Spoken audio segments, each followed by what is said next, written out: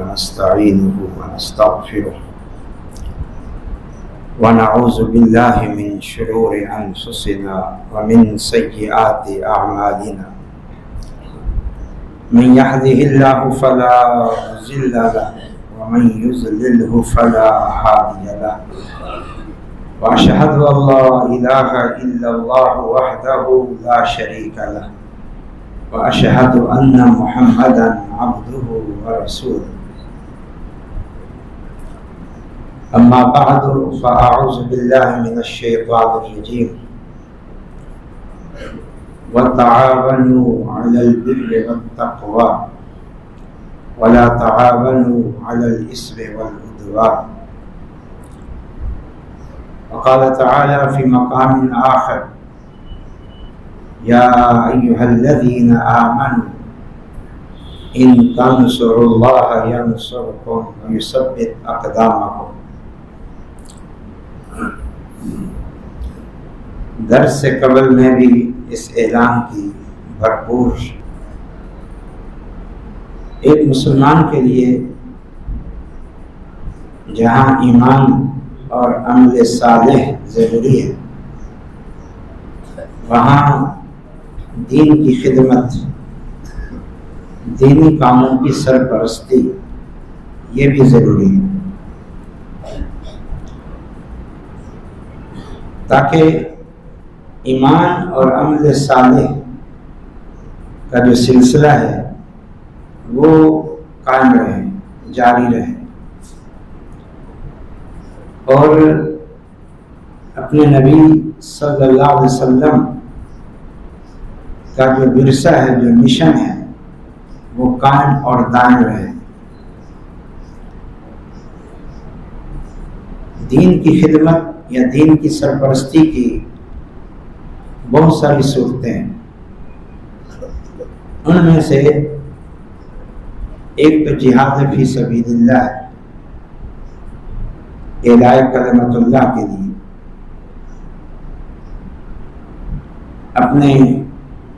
اپنی مملکت کے دفاع کے لیے، کفار کے غلبے سے مملکت کو بچانے کے لیے، ایک تو یہ ہے۔ اور نمبر 2 جو تعلیمی اور تربوی سلسلے ہیں، تبلیغی سلسلے ہیں، ان کی سرپرستی، تاکہ اندرونی طور پر امت مسلمہ ایمان اور عمل صالح پر قائم رہے۔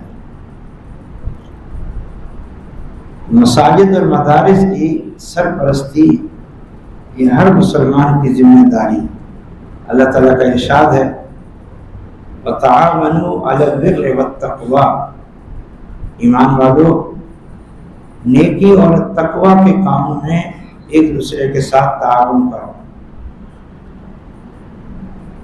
تو نیکی اور تقوی کا کوئی بھی کام، مثلا کوئی شخص حج اور عمرے پہ جانا چاہ رہے ہیں، اس کے پاس وسائل کی کچھ کمی ہے، آپ اس کے ساتھ تعاون کرتے ہیں۔ کوئی شخص شادی کرنا چاہ رہا ہے، کچھ مالی وسائل کی کمی ہے، آپ اس کے ساتھ تعاون کریں تاکہ وہ نکاح کر لے اور ایک پاکیزہ زندگی گزارے۔ کوئی طالب علم دین کی تعلیم حاصل کرنا چاہتا ہے، اس کے لیے اسے وسائل کی ضرورت ہے، کسی دوسرے شہر میں جاتا ہے، کرائے کی ضرورت ہے، دینی کتب کی ضرورت ہے، یا دیگر جو ضروریات زندگی ہیں اس کی ضرورت ہے۔ تو یہ ساری صورتیں ہیں نیکی اور تقوی کے کاموں میں تعاون کی۔ لیکن ان سب میں سب سے بہترین مساجد اور مدارس کی سرپرستی۔ آپ دیکھیں یہ مسجد قائم ہے، کس طرح ایک مسلمانوں کا اجتماع ہوا، نماز باجماعت پڑھی گئی، خطبہ جمعہ ہوتا ہے، روزانہ کے دروس ہوتے ہیں، ماہانہ یا وقتاً فوقتاً بڑے بڑے پروگرام ہوتے ہیں۔ یہ ساری تبلیغی سرگرمیاں، اصلاحی سرگرمیاں یہ مسجد کے ساتھ جڑی ہوئی ہیں۔ تو مسجد کا قیام، مسجد کے نظام کو چلانا اور جو وہاں دینی سلسلے جاری ہیں ان کو قائم دائم رکھنا، یہ سب مالی تعاون کے ذریعے ممکن ہے۔ اسی طرح مدارس جہاں پر علم کی سرپرستی ہو رہی ہے، طلباء ہیں جو دور دراز سے آتے ہیں، علماء ہیں جنہوں نے اپنے آپ کو دینی تعلیم کے لیے، امت کے بچوں کو علم سے آراستہ کرنے کے لیے وقف کر رکھا ہے، تو ان کی ضروریات کو پورا کرنا یہ امت کی ذمہ داری ہے۔ پہلے یہ کام بیت المال سے ہوا کرتے تھے، مسجد نبوی کی توسیع بیت المال سے ہوئی تھی۔ عثمان غنی رضی اللہ تعالی عنہ نے جب توسیع کی تو بیت المال سے توسیع کی، اور کسی دور میں مساجد اور مدارس کو جو ملکی سطح پر بیت المال ہے وہاں سے فنڈ ملا کرتے تھے، لیکن اب یہ معاملات بہت محدود ہو گئے ہیں۔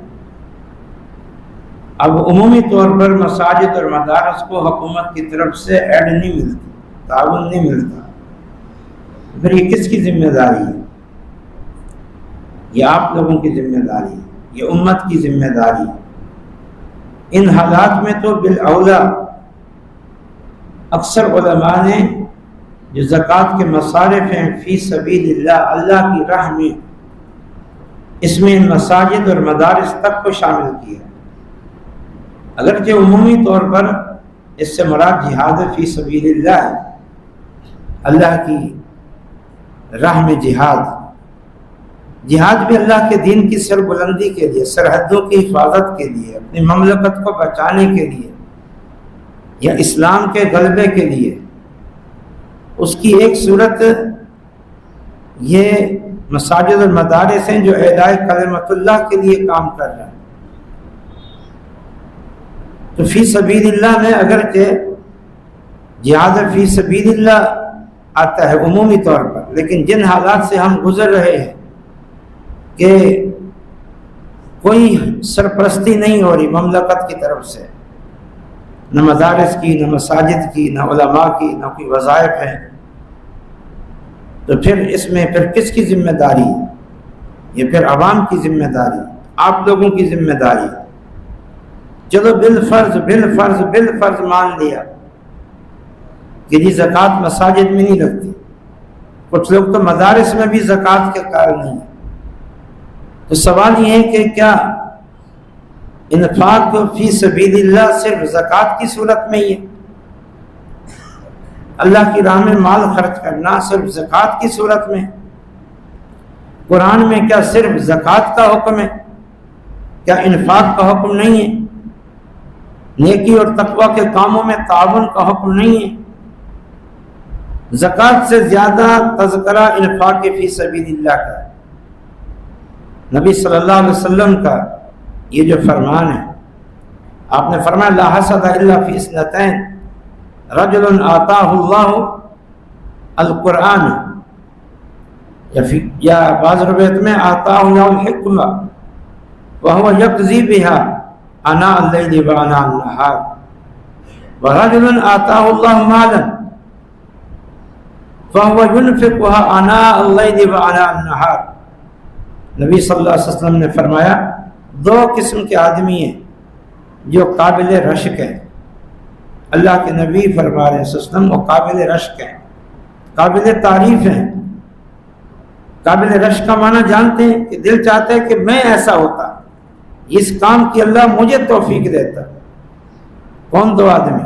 فرمایا ایک وہ شخص جسے اللہ حکمت، علم عطا فرمائے، اور وہ دن اور رات اس علم کی نشر و اشاعت کرتا رہے، علم پھیلاتا رہے، علم بتاتا رہے لوگوں کو۔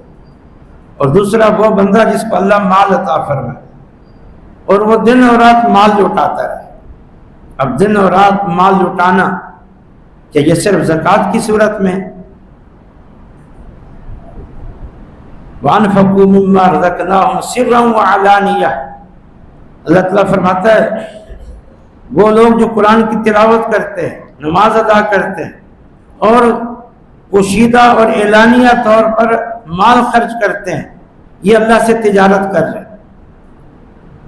کیا عثمان غنی رضی اللہ تعالی عنہ کا جو انفاق تھا کیا وہ زکوٰۃ کے ساتھ تھا؟ عبد الرحمن بن عوف کا جو انفاق تھا کیا وہ صرف زکوٰۃ کے ساتھ تھا؟ ابو بکر صدیق کا جو انفاق تھا کیا وہ صرف زکوٰۃ کے ساتھ تھا؟ ہم نے مسجد میں بھی خرچ کرنا ہوتا ہے تو بس پہلا سوال یہ ہوگا زکوٰۃ لگ سکتی ہے؟